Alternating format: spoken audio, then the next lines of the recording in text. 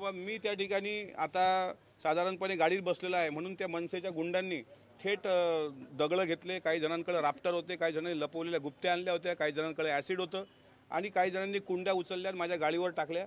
माझ्या गाडीचे दोन्ही साईडचे काच तुम्ही बघा फोडले होते, पण ड्रायव्हर सुदैवानं वाचला आणि मी सुद्धा सुदैवानं त्या ठिकाणी उपस्थित नव्हतो, मी आत होतो। आणि मग ही सर्वच्या सर्व झुंड ज्यावेळेस त्यांना माहीत पडलं काच फोडल्यावर मी तिथे नाही आहे, तर ही सगळी झुंड यामध्ये गुलमोहर कक्षामध्ये आली। त्यापूर्वी अँटी चेंबरमध्ये जे काही लोक बसले होते ते पण भीतीनं पळून गेली होती, कारण यांनी एका महिलेला पुढे केलं होतं आणि दुसऱ्या काही लोकांच्या म्हणजे इथला मनसेचा जो पंकज साबळे वगैरे आहे त्याच्या हातामध्ये ॲसिडच्या बाटल्या वगैरे असं काहीतरी आमच्या कार्यकर्त्यांनी बघितलं। CCTV आता चेक केल्यानंतर कळेलच। म्हणजे असा जीवघेणा आदेश तुमचा पक्षप्रमुख राज ठाकरे देतोय का? अशा प्रकारे कोणाचा जीव घ्या हे तुम्हाला शिवाजी महाराजांची शिकवण आहे का? संध्याकाळी कोणाच्या घरावर भ्याड हल्ला करून तुम्ही तुमचा पुरुषार्थ गाजवताय का? म्हणजे अशा प्रकारे नपुंसक असणाऱ्या व्यक्तींनी आमच्यावर हल्ला करण्यापूर्वी 10दा विचार करावा। तुमचा नेता ज्यावेळेस अजितदादांवर बोलला त्यावेळेस आम्ही छोटी प्रतिक्रिया दिली, तेवढी बुडाला आग लागण्याची गरज नव्हती। आम्ही काय तुमच्या नेत्याचं नाव घेऊन सुपारी बहादर म्हटलं नव्हतं, नाव न घेता जर सुपारी बहादर म्हटलं ते जर तुम्ही अंगावर घेतलं याचा अर्थ तुमच्याच कार्यकर्त्यांनी ते कबूल केलं की आमचा नेता सुपारी बहादर आहे। मग अजितदादांवर बोलताना हे साले बेताल बोलते सगळे आणि त्यानंतर जर आमची काही रिॲक्शन येत असेल म्हणजे बोलण्याची तर एकदम जीव घ्यायचा प्रयत्न। आज त्यांनी गाडी फोडली, पण मला निश्चित माहीत आहे की तो हल्ला जीवघेणा हल्ला होता।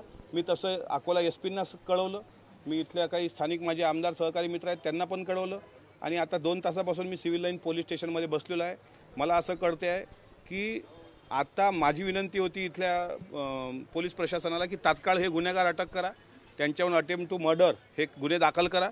हे गुन्हेगार अटक झाल्याशिवाय अकोला जिल्ह्यातली कायदा सुव्यवस्था सर्वसामान्याला न्याय हे जे काही घटना आहे ही अधोरेखित होणार नाही। मात्र आता मला असं कळलं की LCBच्या अधिकाऱ्यांना भेटून काही लोक अमरावतीकडे सगळे गुंडे फरार झालेले आहेत, यांच्यावर तात्काळ कायदेशीर कारवाई होईपर्यंत मी इथून हटणार नाही। मग माझा इथं जीव गेला तरी चालेल, पण मी इथून मी हटणार नाही। याची दखल मुख्यमंत्र्यांनी घ्यावी, याची दखल गृहमंत्र्यांनी घ्यावी आणि दोन्ही उपमुख्यमंत्र्यांनी घ्यावी। महायुतीच्या एका आमदाराला जर मनसेसारखा टुकार पक्ष त्यातले काही गुंडे डायरेक्ट घरावर जीवघेणा हल्ला करण्याच्या कट आखत असतील त्या शासकीय विश्रामगृहावर आणि कट टाकल्यानंतर मी हाती येत नाही, योगायोगाने तिथे असताना डायरेक्ट अटॅक करत असतील तर अकोल्याच्या भविष्याच्या दृष्टीने ही गोष्ट चांगली नाही किंवा महाराष्ट्राच्या दृष्टीने ही गोष्ट चांगली नाही। त्यांचा मालक म्हणजे महाराष्ट्राचा मालक होऊ शकत नाही आणि राज ठाकरे काही डॉक्टर बाबासाहेब आंबेडकरांपेक्षा मोठा नाही। शेवटी या देशाला घटना बाबासाहेबांनी दिली आणि घटनेचं कवच मला आहे, म्हणून त्याच्या नेत्यांनी बोलताना जरा भान ठेवायला पाहिजे होतं। त्यांचे प्रवक्ते उपटसुंब बोलले, आम्ही त्यालाही उत्तर दिलं, पण अशा प्रकारे हल्ला करून त्यांना वाटत असेल पुरुषार्थ गाजवला तर ते नपुंसक ठरलेले आहेत। मी मात्र इथं ठिय्या आंदोलन देतोय, जोपर्यंत आरोपी अटक होत नाही तिथे तोपर्यंत मी इथून हटणार नाही। तुम्ही गंभीर आरोप केलेला आहे, स्थानिक गुन्हे शाखेच्या पोलिसांनी अभय दिलेले आहेत मनसेला, गृह खातं तुमच्याकडे आहे, तुमची सरकार आहे, असं असताना प्रश्नचिन्ह तुम्ही सरकार उपस्थित करतो ना। मी सांगतोय ना की आता याचा सरकारशी संबंध तुम्ही जरी जोडत असला तर स्थानिक काही पोलीस प्रशासक पोलीस अधिकाऱ्यांचे स्थानिक नेत्यांसोबत सगळ्या राजकीय नेत्यांसोबत लागेबांधे असतात।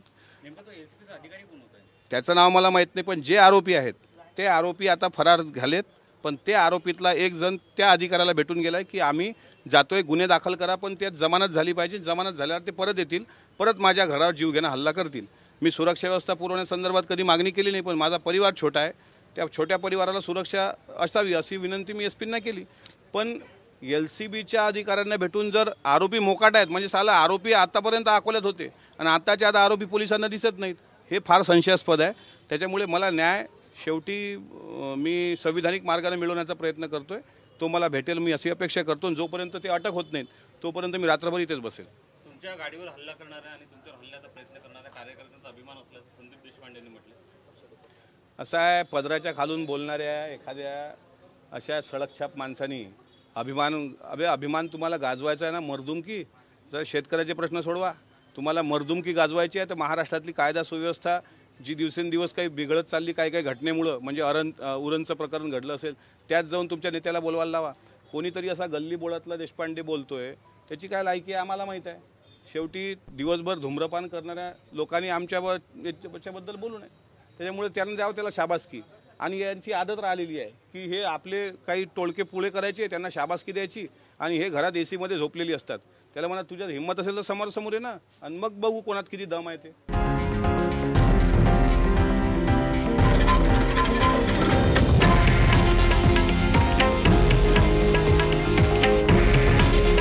हे आहे देशातील नंबर 1 न्यूज नेटवर्क आणि आपण पाहत आहात TV9 मराठी. काळजी तुमची, हित महाराष्ट्राचं.